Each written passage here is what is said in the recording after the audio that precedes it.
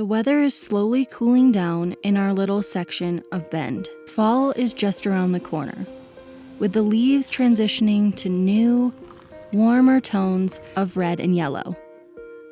Crisp mornings are a stark reminder that change is always happening, and Danny and I are realizing that our time in Oregon is slowly coming to an end. To say I'm sad about it is an understatement. But for today, I'm choosing to revel in our last moments of adventure.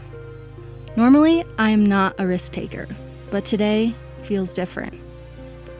I'm not sure if it's the desire to not miss out on a good time with my friends, or if bus life, with all its twists and turns and uncertainty, has made taking risks not so scary.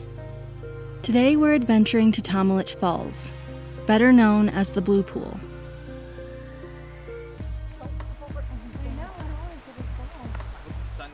The Blue Pools is a really popular cliff jumping spot, but the water's like 40 degrees and not even 40. Oh gosh. And it's like, what, 70 degrees out maybe here? I want to make a video about me and Kelsey jumping in, but I don't think I'm going to do it. So I guess we're just going to find out if we do or not. They do say that sometimes, because it's so cold, it really sometimes can be dangerous for you to go in the water unless you ease yourself into it, because it's such a shock to the system. As if adventuring through a fairy tale-esque forest wasn't enough, those who choose to take on the hike are rewarded at the end with a crystal clear, turquoise and sapphire colored pool.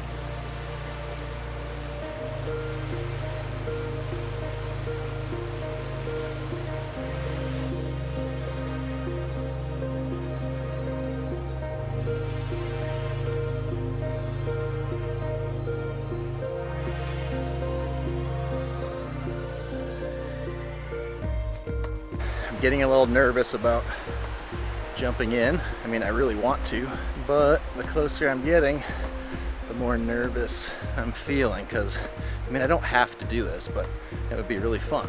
And I've always wanted to do like cliff jumping off of a real cliff, other than like some like little spot in Michigan. So yeah, it'd be fun, but I don't know if I'm gonna do it. You have a lot of FOMO. There will be other cliffs if you don't jump off this one. Fear. What a complex emotion. Sometimes our fears are absolutely rational, based on our past experiences. You get in a car accident, and the next time you're behind the wheel, you have every right to be scared. But what about the fear of things you've never experienced? Most of us have never fallen off a cliff, but staring over the edge will put you in a panic like you had. The other day we were at a bar, McMiniman's. Probably saw it in last week's video. And we had to write notes. Well, we didn't have to, but we decided to write notes that you stick up in the ceiling for other people to come in and read. And on my note, I wrote, do the things that you don't want to do so that on your deathbed, you don't regret not doing those things. So am I gonna jump in the water? I'm like convincing myself I should. What if the thing that you're about to do is what puts you on your deathbed? Then is it worth it? No. That's a valid point. Maybe it's the fear of finality.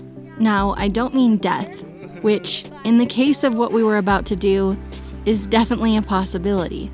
That or serious injury. But for most things, I think the fear of doing or not doing something stems from the fear of an end. Doing this could mean the end of life as I know it. See all the way to the bottom. I don't know how deep it is. Isn't it like 40, 50 feet? It's almost like you don't want to cliff jump because you can see the bottom so clearly that it's like scary. Obviously we know that you can. So I know I'm going to regret this if I don't do it. I actually don't really want to do it because I know it's going to be freezing cold. But if I don't do it, like, I'm not even sticking to the note that I wrote for someone else to read. So gotta just go for it, because I will regret it if I don't. And I probably will regret it if I do. But what if life as we know it could be so much fuller, so much more expansive and beautiful if we just took the risk, if we just...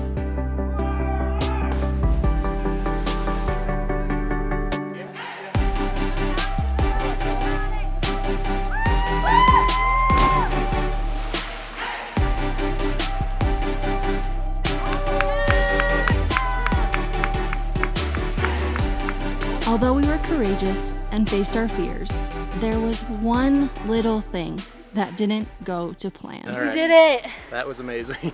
I almost didn't do it. Went down just a little bit lower.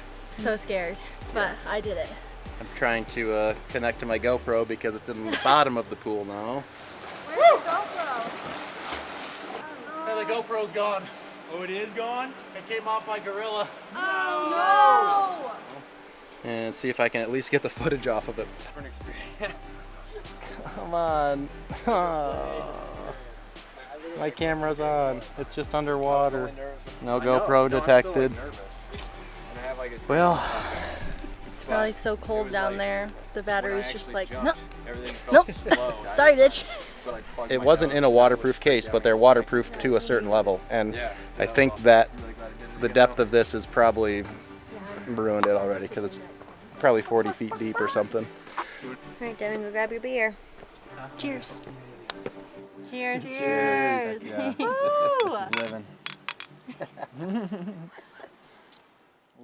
Well, we're hiking back after the jump. Super glad I did it. Now I won't have any regrets for not doing it. I do regret I didn't hold on to the GoPro. I was just holding onto the tripod that we had, and it popped off and sank to the bottom of the pool. I remembered I had cliff jumping on our Bus Life bucket list, so I get to check that off the list. So that's really exciting for me.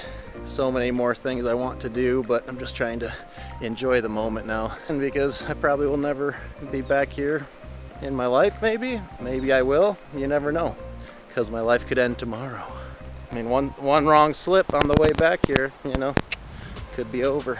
One choke on a peanut butter and jelly sandwich, dead. So this, you're dead. Cynthia. Cynthia, you're dead. You are dead. You are dead. What's the lesson? Vans are not the right hiking shoes. Also, you shouldn't drink before you go down a treacherous trail. I'm having a real hard time right now. I rolled my ankle 7 times.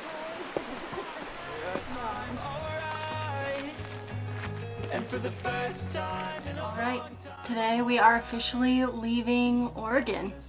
It's been about a month that we've been here, and now we're headed to Mammoth Lakes to spend about a month, maybe longer, working down there. I don't know what it is about moving day. Anytime we're moving to a new location, I have the need to make sure the bus is completely clean before we go anywhere. Danny's getting the engine all prepped, so that's good to go, and I'll make sure the inside's good.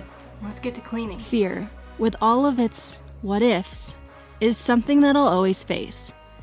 There are so many things that I don't know, so many uncertainties and different outcomes with different decisions.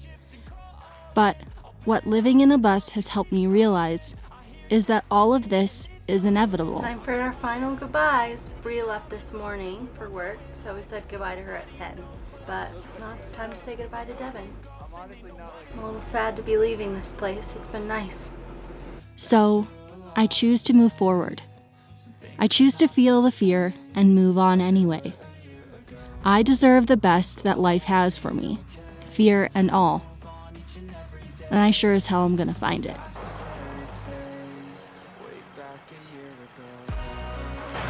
California!